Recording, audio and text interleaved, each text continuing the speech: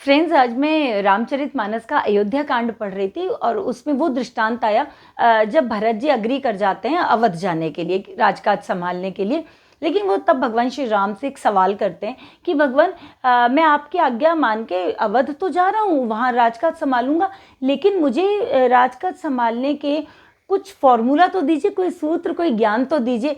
तब भगवान श्री राम कहते हैं कि भरत, तुम ये याद रखना कि हमारे देश, हमारे खजाने, हमारी प्रजा, सबकी जिम्मेदारी गुरुओं की है और हमारे गुरुओं का हम सब पे भरपूर आशीर्वाद है। तुम सिर्फ देश की, प्रजा की, माताओं की और इन गुरुओं की न्यायपूर्ण तरीके से रक्षा करना। तब भरत कहते हैं कि मुझे थोड़ा सा और मतलब एक्सप्लेन कीजिए। तो वो कहते हैं कि तुम उस राज्य के एक मुखिया की तरह हो और मुखिया का धर्म होता है कि वो सबका सही तरीके से ध्यान रखे। तो तब भगवान श्री राम कहते हैं कि मुखिया वर्ड में मुख छुपा हुआ है। और मुख क्या होता है? ये हमारा मुंह, ये खाता पीता सब कुछ अकेला है, लेकिन न्यूट्रिशन हमारे पूरे शरीर को प्रॉपर तरीके से मिलता है। अगर मुंह ये सोच ले कि ये तो मैंने ही खाया है तो ये तो मुझे ही मिलना चाहिए, तो ऐसे काम नहीं चलेगा। तो फ्रेंड्स, मैं यहाँ ये कहना चाहती हूँ कि हम लोग भी अपनी फैमिली में कहते हैं मैं हेड ऑफ़ द फैमिली हूँ, मैं मुखिया हूँ, मेरी चलेगी, मेरी बात मानो, मैंने ये घर बनाया है।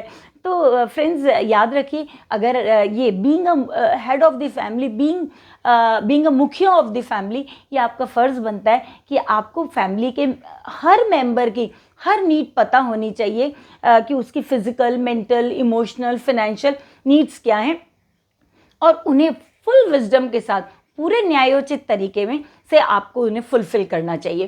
क्योंकि याद रखिए कि अगर हमारे जो न्यूट्रिशन जा रहा है उसमें एक भी ऑर्गन को फुल न्यूट्रिशन नहीं मिले तो पूरा शरीर प्रभावित होता है। आप इसको इस एग्जाम्पल से समझ सकते हैं कि हमारे पेट में मतलब कुछ गड़बड़ हो जाए, इनडाइजेशन हो जाए, तो हमारे मुंह में भी छाले हो जाते हैं। तो ऐसे ही अगर हमारी फैमिली का एक भी मेंबर अनफुलफिल्ड है या वो खुश नहीं है, उसका एक आंसू पूरे परिवार को नेगेटिवली इफेक्ट करता है और उसका असर आप पर भी आता है, परिवार पर भी आता है, परिवार के वातावरण पर भी आता है।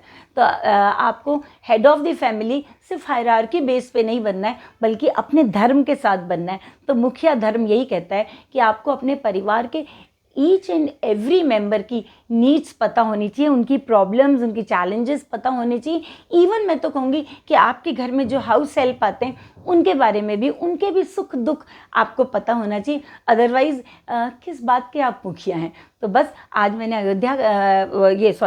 अपना अयोध्या कांड में यही शिक्षा ली, तो आप लोग के साथ मैं इसी शिक्षा को शेयर करना चाहती थी, इसलिए मैंने उस शिक्षा को शेयर किया। तो याद रखिएगा, हेड ऑफ़ द फैमिली बनना इतना आसान नहीं होता, सबका ध्यान रखना पड़ता है।